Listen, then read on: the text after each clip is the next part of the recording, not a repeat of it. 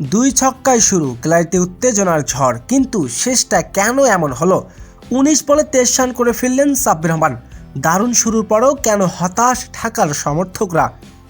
Bangladesh premier league বিপিএলে ঢাকা ও সিলেটের গুরুত্বপূর্ণ ম্যাচ। ৪৩ রানের মধ্যে ৫ উইকেট হারিয়ে ফেলে ঢাকা ক্যাপিটালস। তবে টপ অর্ডারের চাপ ঠিক তখনই ব্যাট হাতে নামেন সাব্বির রহমান। মাঠে নামার সঙ্গে সঙ্গে যেন পূর্ণ সাব্বিরের ঝলক। ইনিংসের শুরুতে অক্রুশ ব্যাটিং সাব্বিরের, দুটি দৃষ্টিনন্দন ছক্কাও বুঝিয়ে দিলেন তিনি। তবে আজ তিনি বেশ ছন্দে ছিলেন। সাব্বির রহমানের ৪ ছক্কা সব কিছু যেন চোখে পড়ার মতো। দর্শকরা তখন ভাবতে শুরু করেছিল, আজ বুঝি বড় কিছু আসবে সাব্বিরের ব্যাট থেকে। কিন্তু ক্রিকেট বড়ই নিষ্ঠুর খেলা। সেটা হয়ে যাওয়াও পরেও ইনিংসটা আর বড় করতে পারলেন না সাব্বির। ১৯ বলে ২৩ রান করে ফিরতে হলো হতাশজনকভাবে। নাসুম আহমেদের বলে ক্যাচ তুলে দিয়ে সাজ করে ফিরেন তিনি। এমন এক সময় আউট যখন ঢাকার দরকার ছিল বেশ লম্বা একটা ইনিংস।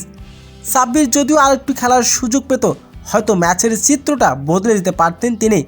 তবুও বলতে হবে সাব্বির রহমানের ব্যাট আত্মবিশ্বাস ঝলক আছে। শুরুটা আশা, কিন্তু শেষটা হতাশ। এখন দেখার বিষয় পরের ম্যাচে কি আবারও সেই রূপে ফিরবেন সাব্বির রহমান। তো প্রিয় দর্শক, জানিয়ে দিন আপনার মূল্যবান মতামতটি।